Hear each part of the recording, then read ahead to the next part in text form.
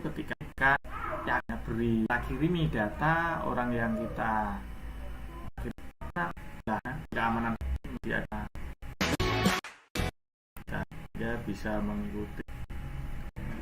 Karena ini mungkin kelas gabungan, jadi ada beberapa program studi sehingga nama mata kuliahnya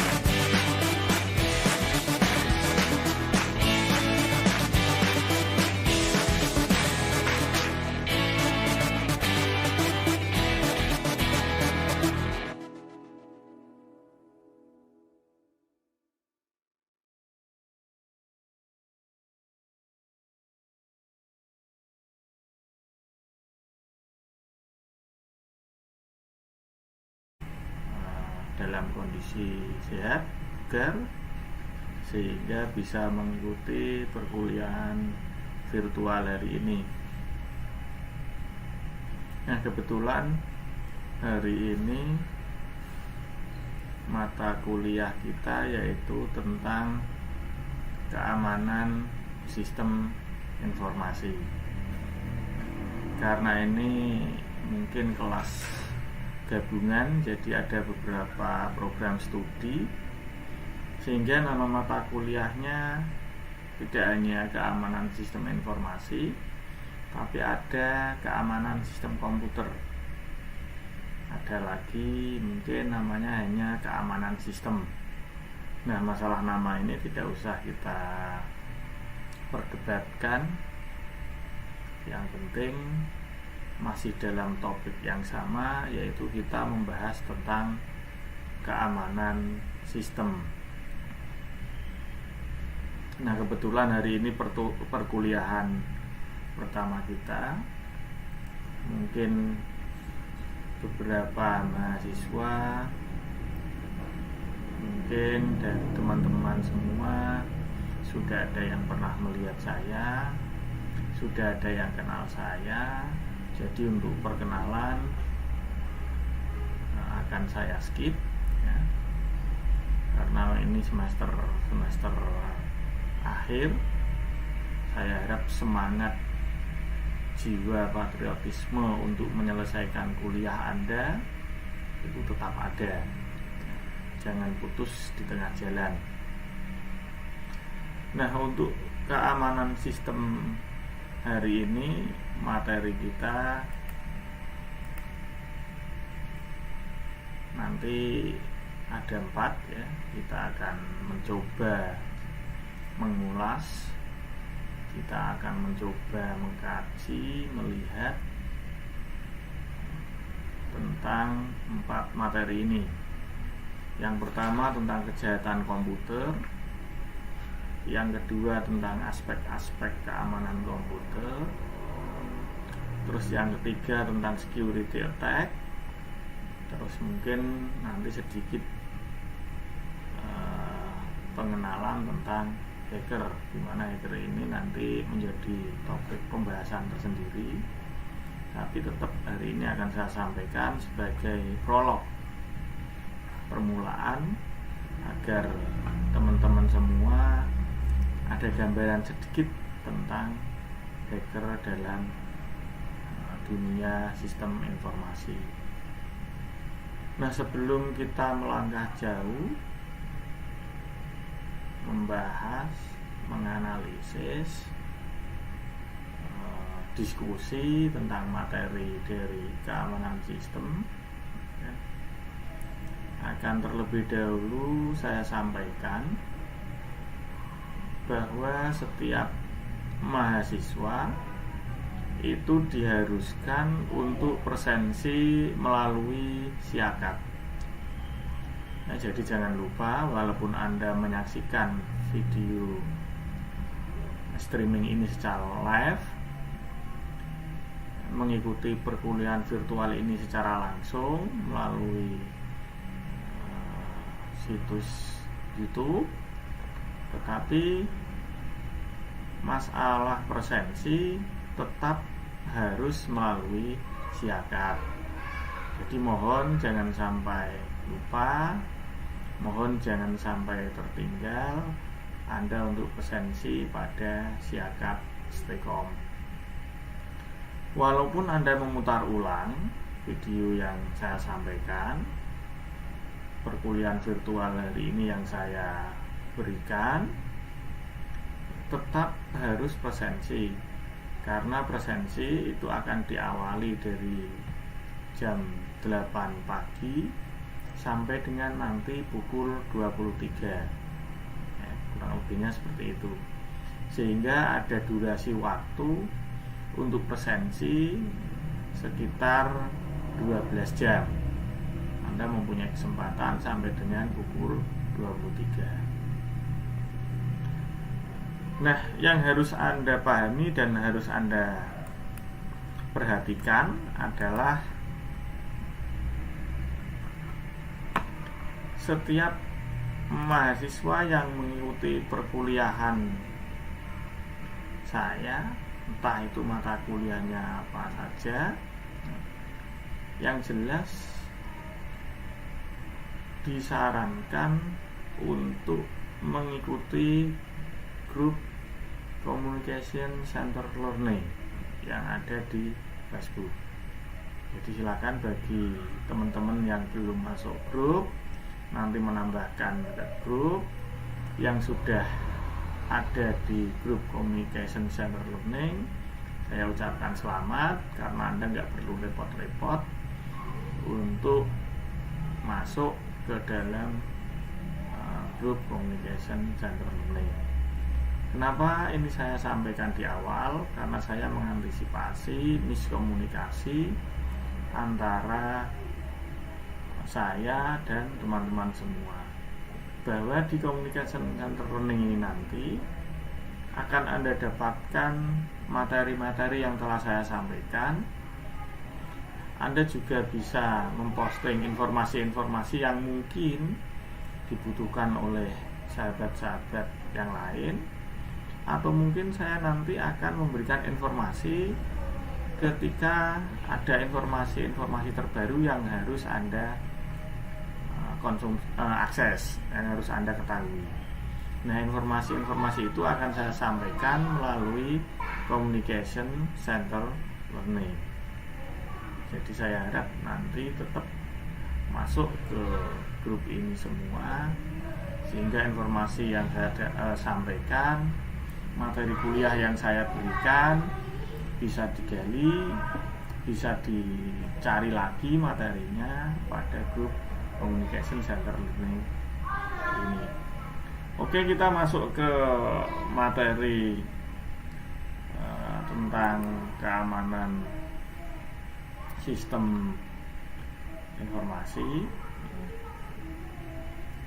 Nah, kita berangkat dari sebuah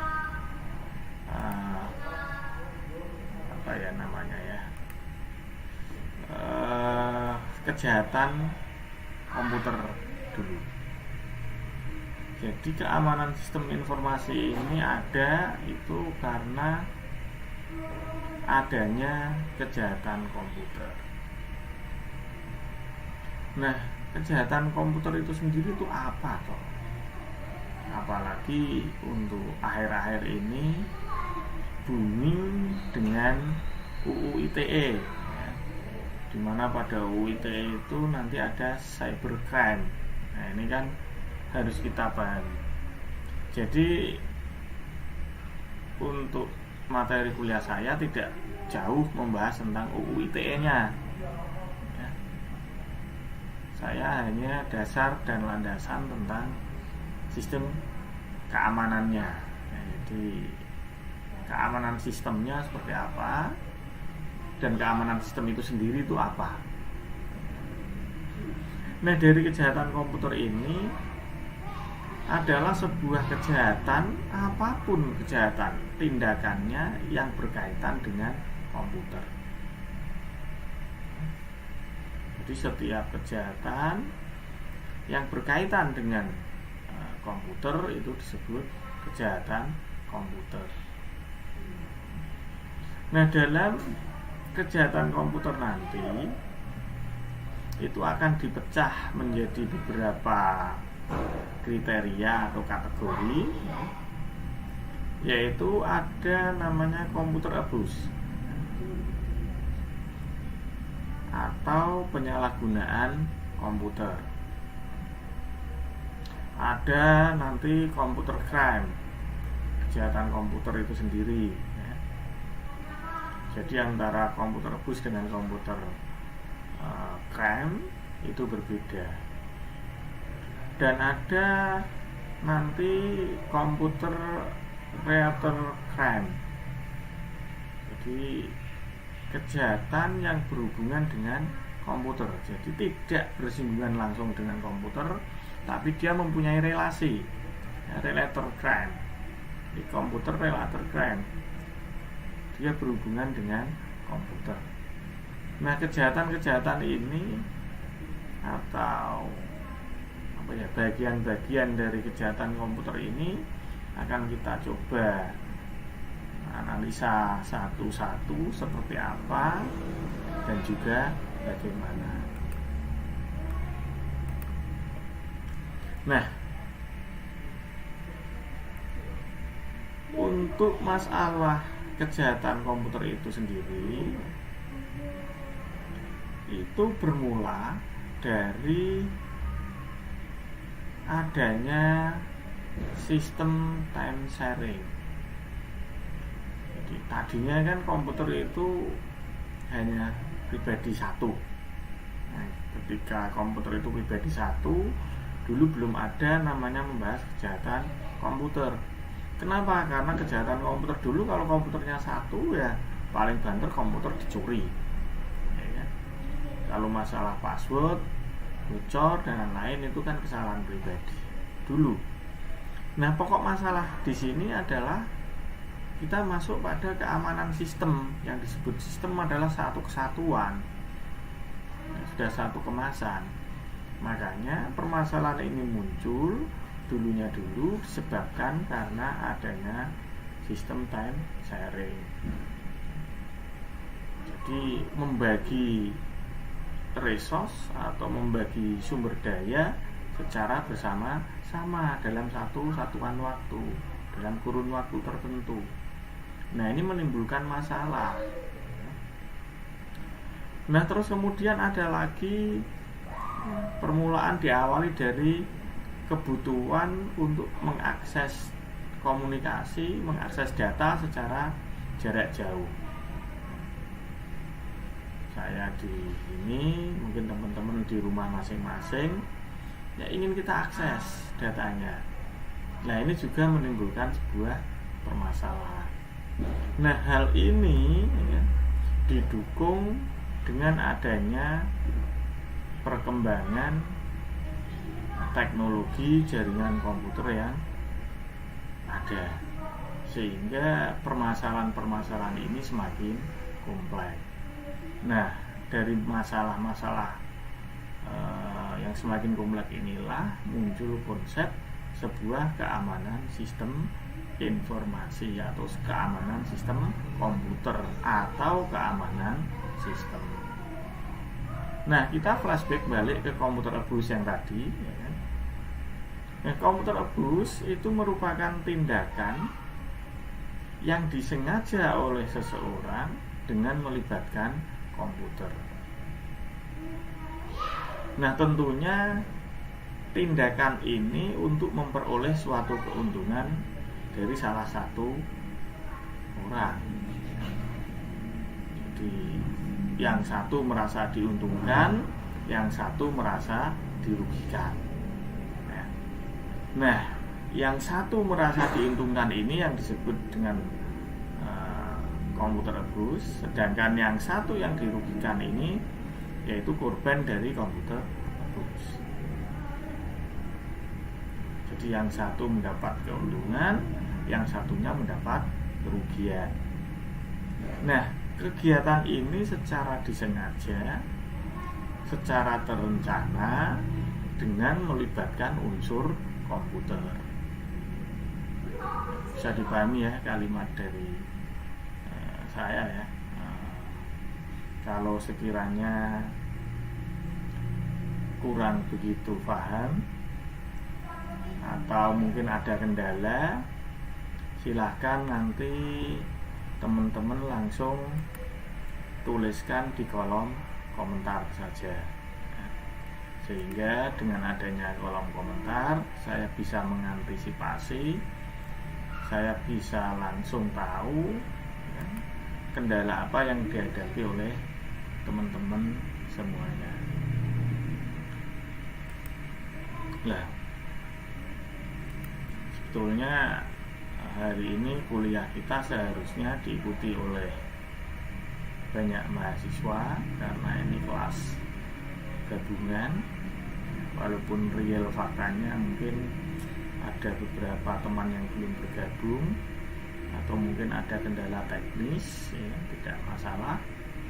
Yang jelas seandainya nanti ada teman-teman yang sampai dengan kendala teknis atau tidak bergabungnya tadi sudah tidak ada dan ingin bergabung tapi perkuliahan virtualnya sudah selesai, untuk video perkuliahan virtual ini bisa diputar ulang karena record dari perkuliahan virtual live streaming saya tidak akan saya hapus dari channel YouTube yang ada, sehingga kapanpun dimanapun asal terkoneksi dengan internet, maka gadget atau laptop atau PC Anda akan bisa dengan mudah memutar ulang apa yang saya sampaikan.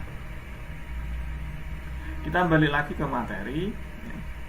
Kita sekarang kalau sudah tahu tentang komputer rebus, ya kan, kita akan mencoba melihat ya, apa itu komputer crime. Kejahatan komputer itu apa? Atau komputer crime gitu ya. Ternyata komputer crime itu merupakan tindakan melanggar hukum. Ini perlu digarisbawahi. Nanti bisa disebut sebagai komputer crime kalau tindakan seseorang itu adalah melanggar hukum.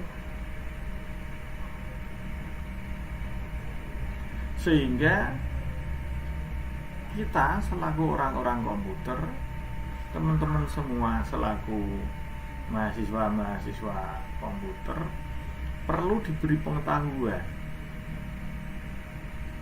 bahwa komputer itu sangat penting,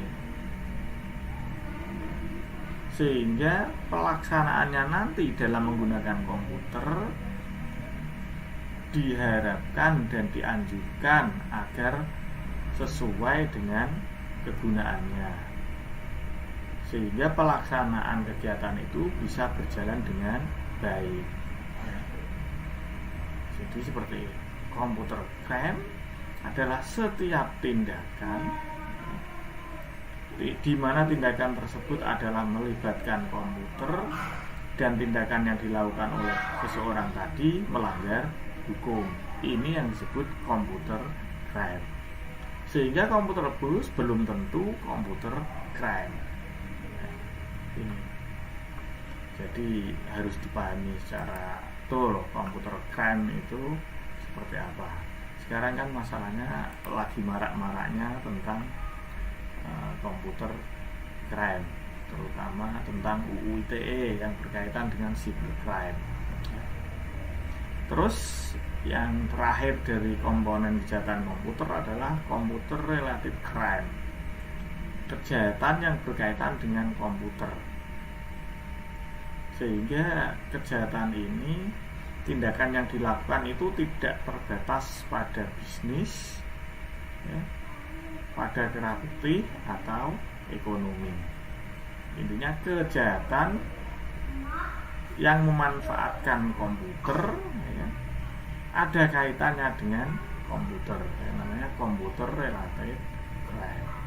Nah contohnya apa Pak? Contohnya simpelnya kejahatan related crime atau komputer related crime itu misalkan ada sebuah pengadaan barang di mana pengadaan barang tersebut adalah tentang masalah barang-barang komputer dan teman-temannya komputer ya tentunya ya sini. Nah tetapi ini dikorupsi, anggarannya dinaikkan, harga dari masing-masing komponen mengalami kenaikan yang signifikan. Nah kejahatan ini yang masuk kategori komputer related crime. Jadi bukan komputer abuse ya, abuse of komputer atau komputer crime juga bukan, karena kan tidak menggunakan komputer itu, kan mengadakan pembelian komputer sehingga masuk ke kategori komputer related crime. Bisa dipahami ya ini ya apa yang saya sampaikan.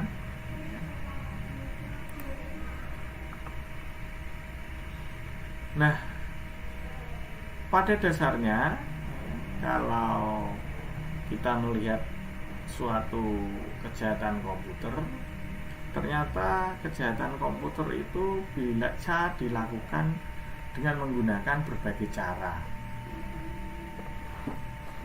Nanti bisa memanipulasi transaksi. Kalau yang memanipulasi transaksi ini kalau enggak EDP, Electronic Data Processing, ya adminnya, atau yang memegang kendali dari sebuah programnya tadi. Nah, manipulasi itu bisa melalui input data. Ketika kita menginputkan data yang seharusnya kita inputkan 1 juta, nah kita menginputkannya dengan 1.010.000, atau mungkin berkurang, kita inputkan dengan 990, sehingga nanti otomatis dengan input yang salah, prosesnya pun salah, outputnya pun juga ketemu salah. Nah, kejahatan ini yang paling sederhana di antara kejahatan-kejahatan yang lain, dan yang paling sering dilakukan, karena melibatkan orang, bukan melibatkan pada datanya. Tidak usah repot-repot memanipulasi, cukup kita melibatkan orang, cukup menyuruh orang untuk menginputkan sesuatu yang salah.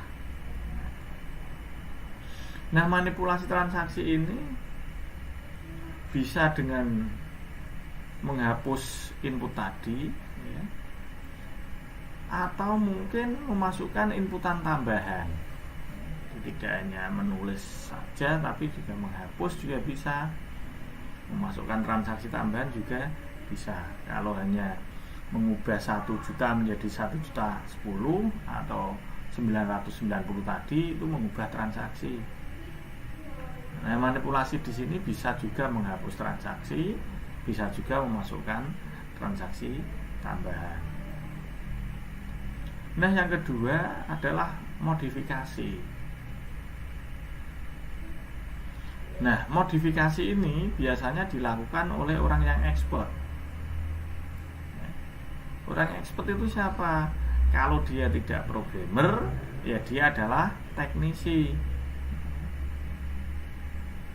Contohnya apa kalau dia programmer? Contohnya pada sebuah laporan keuangan, ya kan? Nah, si kasir, si EDP memasukkan dengan benar, tanpa adanya perubahan, tanpa adanya penambahan. Nah, tetapi seorang programmer bisa masuk melalui jalan belakang dengan mengubah kode-kode programnya, atau mungkin dia dengan mengubah database yang ada, ya. Nah, semacam ini, modifikasi ini juga masuk kategori dari kejahatan komputer.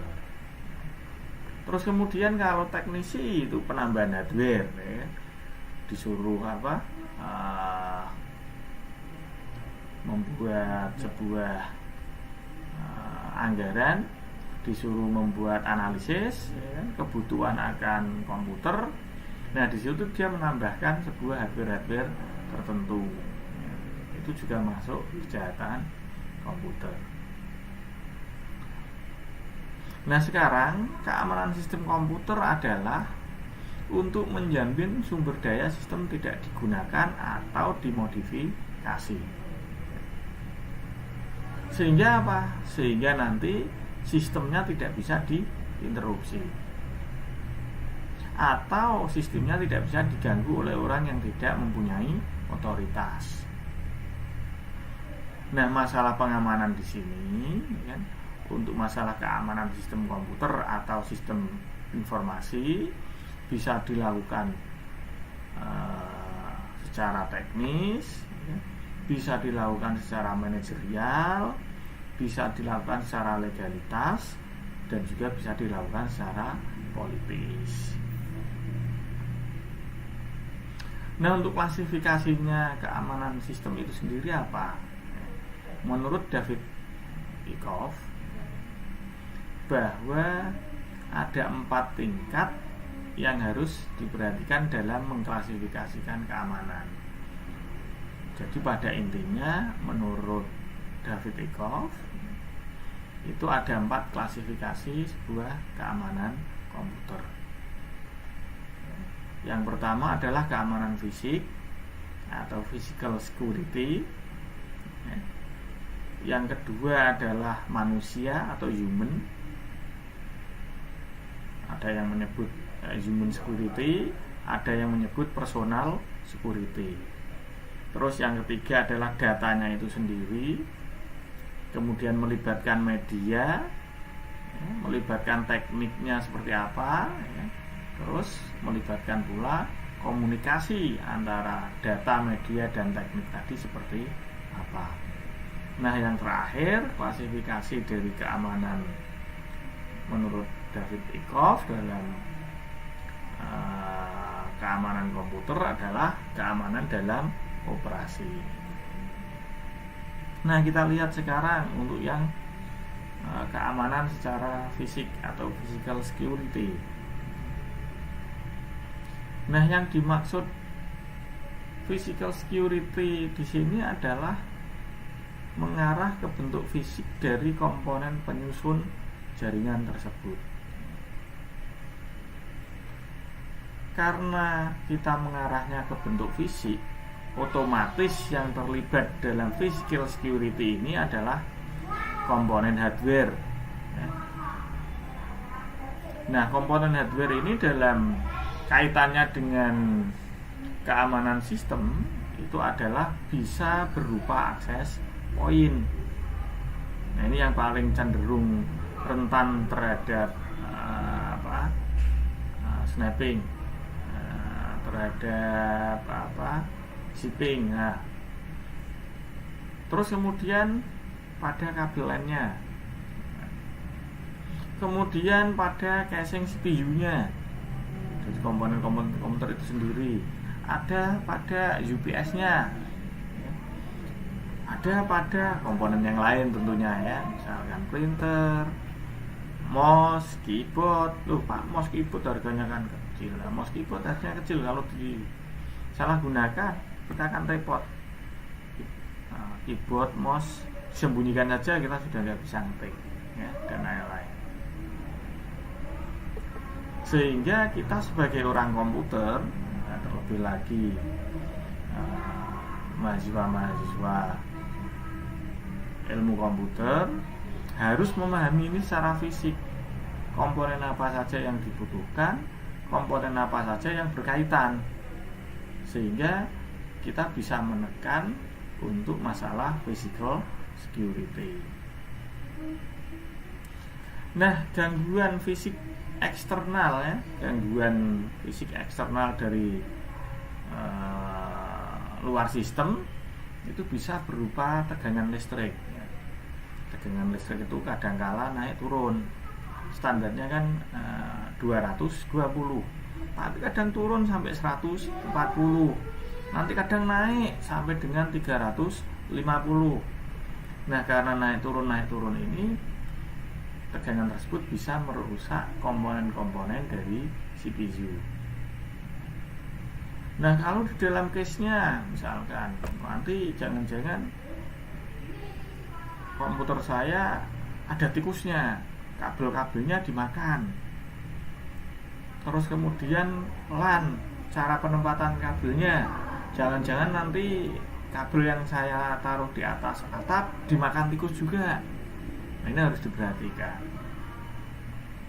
Terus kemudian ruangannya, misalkan temperaturnya terlalu tinggi sehingga ruangan jadi panas. Nah, itu misalkan, sehingga cepat rusak.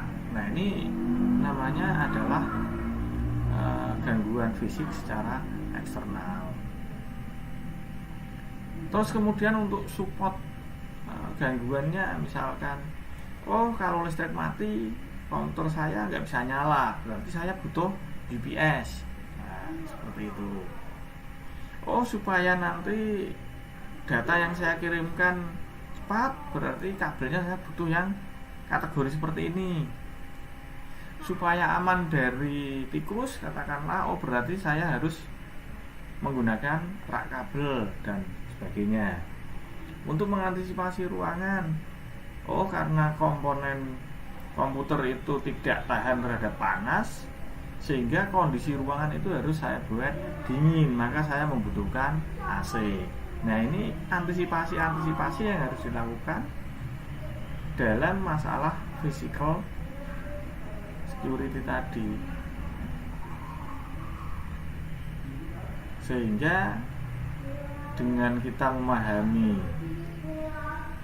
kebutuhan akan keamanan sistem secara fisik, maka hal-hal yang tidak kita inginkan, terjadinya kerusakan, kesalahan secara fisik, bisa kita antisipasi.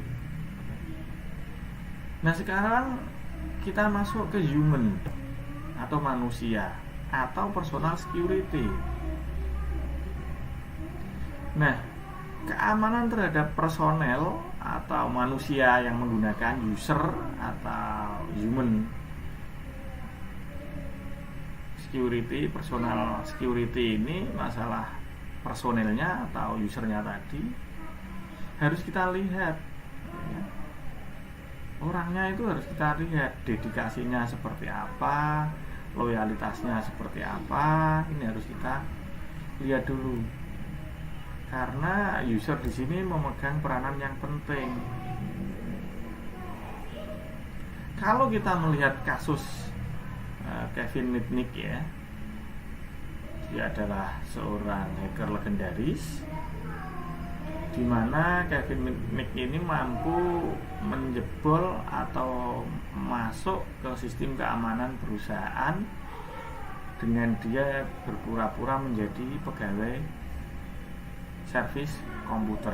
Jadi ada toko komputer lah, katakanlah, dia menjadi pegawainya di situ. Kemudian ada perusahaan yang menyewa atau mempekerjakan toko komputer tadi, dan toko komputer tadi si Kevin Mitnick tadi, dia berpura-pura menjadi pegawainya toko servis komputer tadi. Nah, dari sini dia bisa ngutak-ngutik, dari sini dia bisa masuk ke dalam sebuah sistem keamanan perusahaan. Nah, hal ini yang perlu diantisipasi adalah manajemen, sehingga nanti ya bagian level keamanannya harus betul-betul diperhatikan. Atau mungkin nanti komputer atau sistem jaringan kita rusak gara-gara orang asing yang tidak tahu menahu tentang komputer, atau orang asing yang sengaja merusak dari komponen kita masuk ke ruangan kita. Nah, ini harus kita hindari. Nah, untuk masalah ini biasanya manajemen menggunakan sistem ID card, ya, untuk masuk ke suatu ruangan, masuk ke sebuah perusahaan harus menunjukkan identitas. Nah, sekarang kesulitannya adalah seandainya penyusupan ini atau kondisi yang saya sampaikan ini dilakukan oleh orang dalam perusahaan itu sendiri. Nah, bagaimana ini mengantisipasinya? Maka dari awal tadi saya katakan bahwa ini adalah merupakan kerja berat dari HRD. Dia harus mampu menyeleksi dari awal rekrutmen sampai dengan penerimaan. Dari seleksi proses penerimaan pegawai itu harus mencari orang-orang komputer yang jujur, orang-orang komputer yang mempunyai integritas, sehingga dalam kinerjanya dia selalu menerapkan standar operasional prosedur. Dia mempunyai etikat baik terhadap sebuah perusahaan. Terus kemudian ke bagian 3, itu ada data, ada media, ada teknik, dan komunikasi. Nah, pada keamanan ini biasanya kita akan membuat sebuah prioritas yang lebih tinggi dari keamanan yang ada tadi.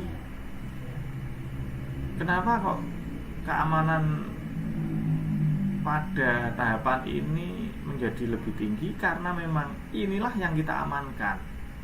Jadi datanya itulah yang kita amankan. Sebuah sistem informasi itu yang terpenting adalah datanya, di mana data itu bisa dirubah, bisa dihapus, bisa ditambah dengan berbagai macam cara. Nah, makanya pada level keamanan data ini yang menjadi penting, sehingga mempunyai level yang lebih tinggi.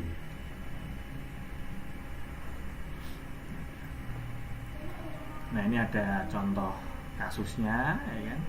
Katakanlah dalam jaringan A terjadi komunikasi transfer file dilakukan dengan sistem sharing. Jadi katakanlah komputer saya share, ya kan? Nah, nanti setelah saya share, otomatis data yang ada pada komputer saya bisa dilihat oleh orang yang tergabung atau orang yang terkoneksi ke jaringan saya, dapat diambil oleh orang yang terkoneksi ke sistem komputer saya. Sehingga apa? Sehingga harus ada pemberian izin. Di sini komputer saya harus saya proteksi sendiri, harus saya kasih tingkat security sendiri. Misalkan ada yang user A, user XYZ, nanti saya izinkan untuk mengakses data apa saja. User ABC nanti mengakses data apa saja. Nah, ini contoh kasus dalam hal transfer data dengan menggunakan komunikasi, ya. Nah, ini nanti materi bisa dibaca-baca sendiri di grup Communication Center Learning. Jadi nanti PowerPoint akan saya upload ke sana, silahkan nanti diambil, dibaca-baca sendiri. Ini saya skip saja. Nah, ini keamanan dalam operasi, ya. Seperti level yang terakhir tadi, yang keempat, ya. Termasuk perubahan kebijakan, terus prosedur yang digunakan. Terus salah satunya adalah post recovery. Jadi bagaimana cara menangani, atau bagaimana cara mengembalikan lagi, atau bagaimana cara merecovery sistem tadi setelah terjadi serangan, ya. Nah, ini yang kacau itu nanti kalau perusahaan tidak memiliki dokumen kebijakan dan prosedur masalah hal semacam ini. Makanya masalah keamanan dalam operasi ini, kalau nanti kita menjadi teman-teman menjadi manajer IT, saya harap betul-betul diperhatikan masalah polisi atau kebijakan mengenai keamanan dalam operasi ini, untuk mengantisipasi masalah keamanan komputer atau keamanan sistem informasi atau keamanan data. Nah, aspek-aspek dalam keamanan komputer nanti bisa meliputi autentikasi. Autentikasi itu agar menerima informasi dapat memastikan keaslian pesan. Jadi autentikasi itu untuk ngecek pesan yang dikirim itu asli atau tidak. Kalau asli ya saya terima, kalau tidak saya tolak. Itu yang pertama. Jadi harus ada autentikasi.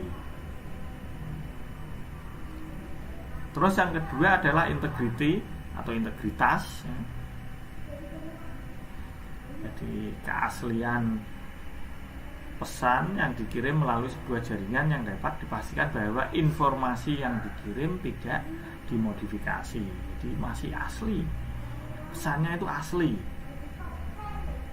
Kalau tadi kan memastikan pesan dari siapa, ya.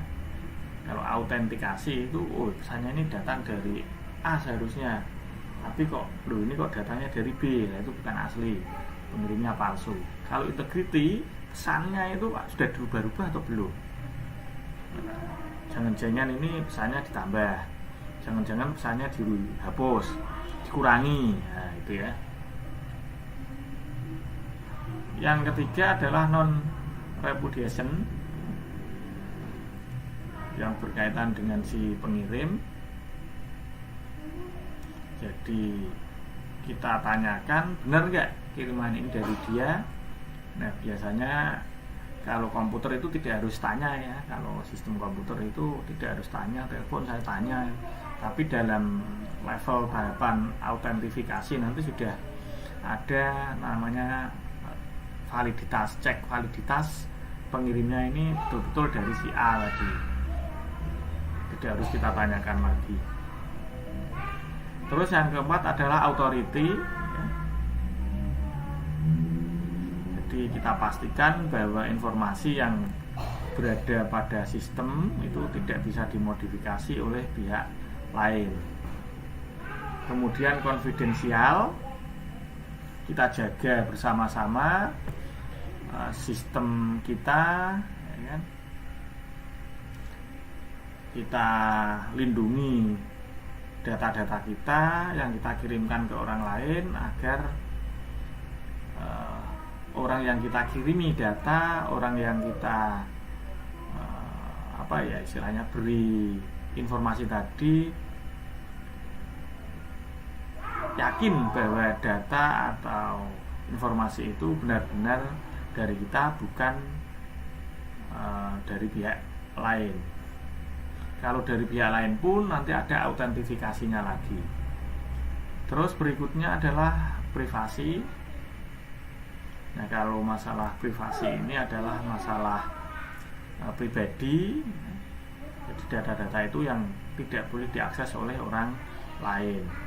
Biasanya data-data ini yang bersifat privasi itu data-data perbankan, data-data kepolisian, data-data keamanan, itu biasanya sifatnya privasi.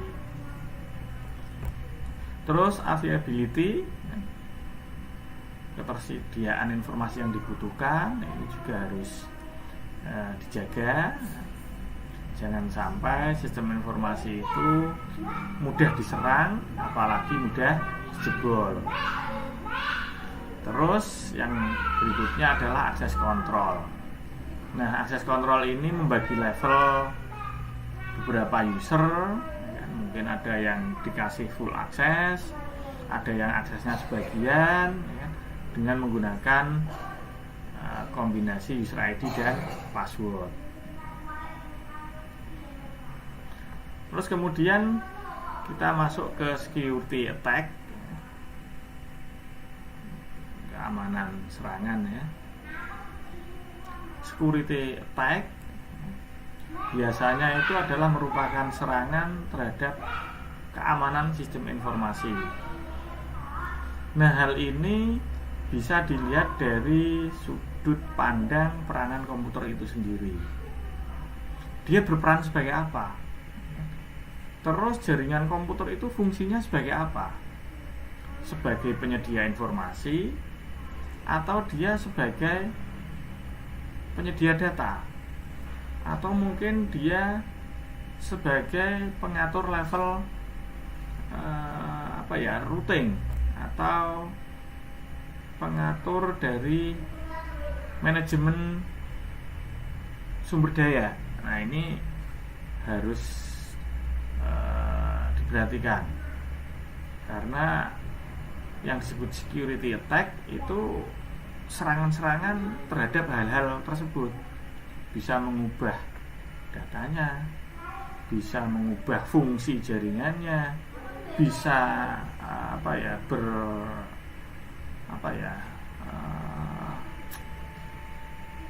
manipulasi, dia bisa memanipulasi sebagai pengguna, sebagai kon tertentu gitu ya. Nah, dalam security attack ini nanti ada beberapa kemungkinan menurut water styling, itu yang pertama adalah interruption, di mana yang disebut dengan interruption adalah perangkat sistem itu menjadi rusak atau tidak terdeteksi alias tidak tersedia, sehingga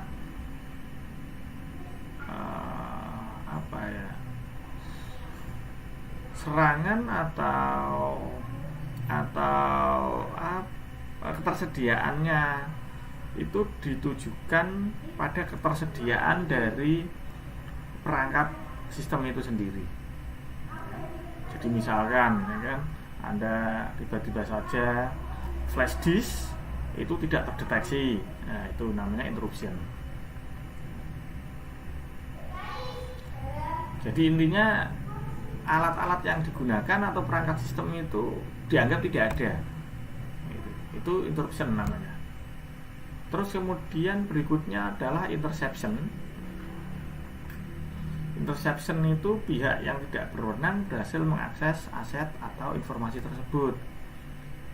Misalkan ya kan, nilai, intinya nilai ya kan, Anda setelah ini kan nanti mendapatkan nilai. Nah, nilai KHS Anda itu yang bisa melihat kan Anda. Tapi di sini ada pihak lain yang bisa melihat nilai Anda. Nah, ini namanya model atau kategori interception.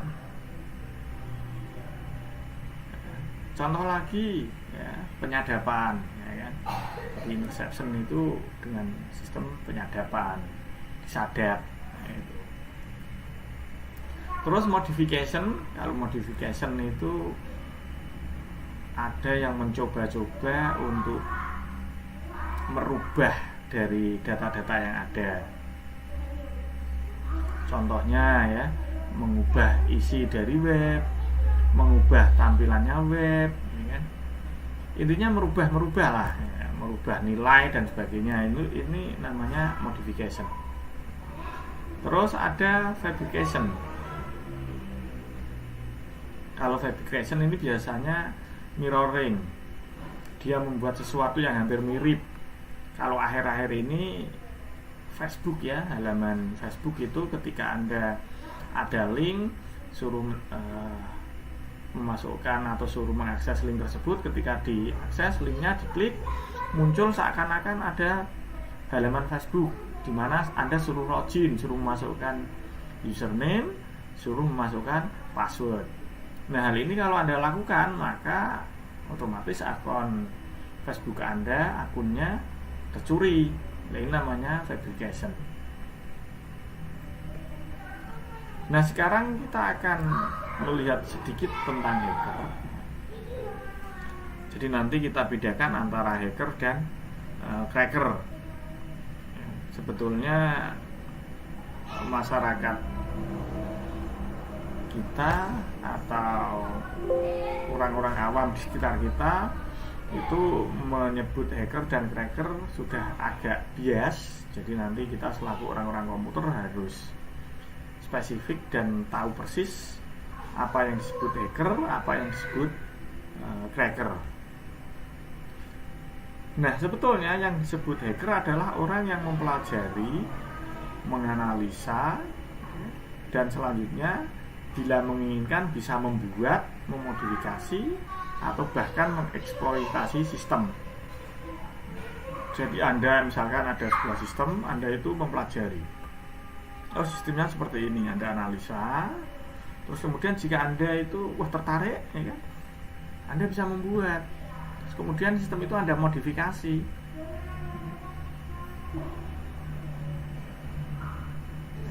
Nah, ini Anda disebut hacker. Jadi sifatnya di sini adalah meniru ya. Karena dari hasil kajian, dari hasil analisis ya, untuk dimodifikasi dan dieksploitasi. Itu namanya hacker. Tetapi banyak kalangan yang menyebut bahwa hacker itu adalah penjahat komputer. Nah, hal ini yang harus kita luruskan. hal ini yang harus kita jelaskan, bahwa sebetulnya hacker itu bukan penjahat komputer. Dia tidaklah seburuk yang kita pikirkan, apalagi yang merusak itu ya, bukan itu ya. Sehingga hacker itu adalah seni. Kalau kita sebagai seorang komputer, kita mempelajari tentang ilmu komputer, kita bergelut di bidang komputer, ternyata hacker itu adalah seni. Dia itu seninya orang IT. Sehingga seandainya tidak ada hacker, tidak ada orang-orang seperti ini, maka teknologi informasi tidak akan seindah dan sebagus, apalagi secanggih yang sekarang ini. Nah, yang disayangkan itu ada beberapa media massa yang sering menyebut hacker itu sebagai cybercrime. Nah, ini yang tadi berkaitan dengan UU ITE tadi. Ya, jadi hacker itu itu cybercrime. Nah, itu hacker cybercrime. Nah, itu sebetulnya asumsi seperti itu agak melenceng, kurang tepat ya. Nah, uniknya di sini hacker itu mempunyai komunitas, perkumpulan. Jadi hacker, contohnya saya punya contoh ya. Ada komunitas pengembang Ubuntu, Linux Ubuntu. Nah, ini dia disebut hacker, ini komunitas ini. Ya. Nah, yang merusak tadi apa, Pak? Nah, yang merusak tadi, yang merubah dan lain sebagainya, intinya yang bisa merugikan dan lain sebagainya, itu sebetulnya disebut dengan cracker. Nah, jadi antara hacker dengan cracker itu berbeda. Dapat digarisbawahi bahwa hacker itu adalah yang membuat sesuatu, sedangkan cracker itu adalah yang merusak buatan dari hacker tersebut.